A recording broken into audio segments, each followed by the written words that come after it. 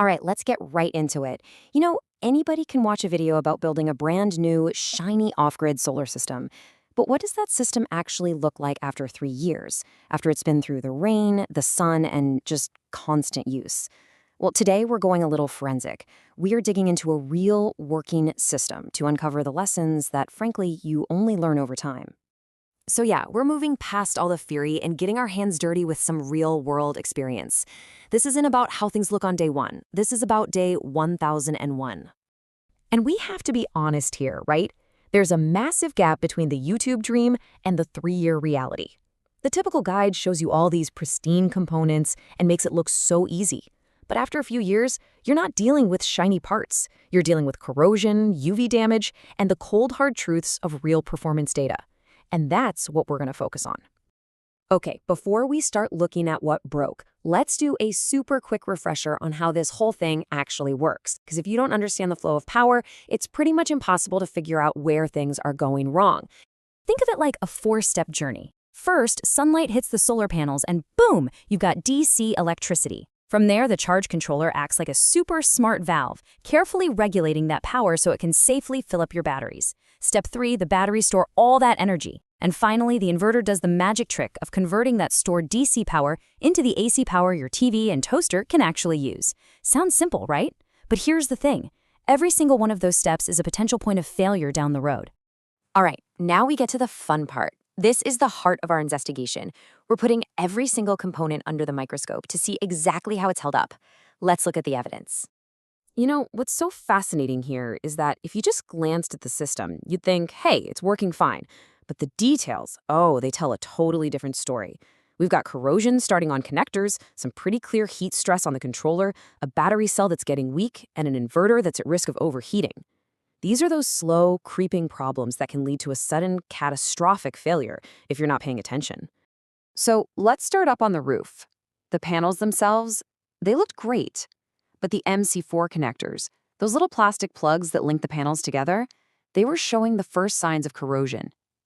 This is a perfect example of a tiny little thing that can become a huge problem, creating resistance and literally choking off your power production.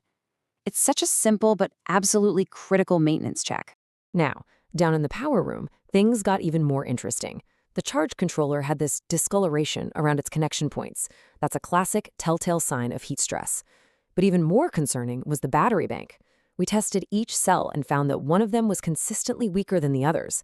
It's like having one tired runner on a relay team. It slows the whole team down.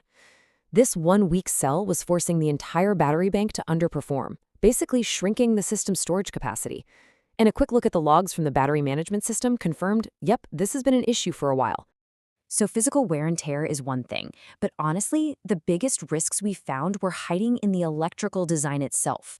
These are the invisible dangers that so many DIY guides just completely and dangerously ignore.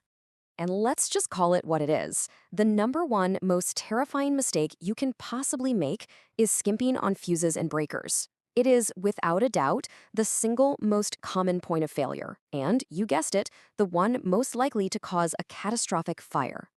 So listen, here's the crucial takeaway. Fuses are not optional. They are your system's seatbelt. They are non-negotiable. You need one between the panels and the charge controller. You need one between the controller and the batteries. And you need one between the batteries and the inverter. Each one protects a specific part of the system. Bypassing them isn't saving money, it's practically begging for a disaster. Okay, mistake number 2. This one is an invisible performance killer. It can starve your entire system of power before it even gets a chance to do any work. We are talking about voltage drop. Simply put, the longer your wire is, the more power you lose just sending electricity through it. The best analogy is water pressure in a really, really long garden hose, right? What comes out the far end is always weaker than what went in. It's the same exact principle in an electrical system, and it means your inverter might not be getting the voltage it desperately needs to work properly. And this number just perfectly illustrates the impact. A 3.5% voltage drop. It might not sound like much, does it? But on a 48-volt system, that's more than enough to make your inverter struggle or even just flat out refuse to turn on when you put it under a heavy load. It causes all this extra strain, it's horribly inefficient, and it leads to premature failure. All because the wrong thickness of wire was used for the distance. And believe me, the list of these hidden dangers just goes on. Using wires that are too thin for the job isn't just about losing performance, it's a serious fire hazard. Letting your batteries get too hot will permanently kill their capacity.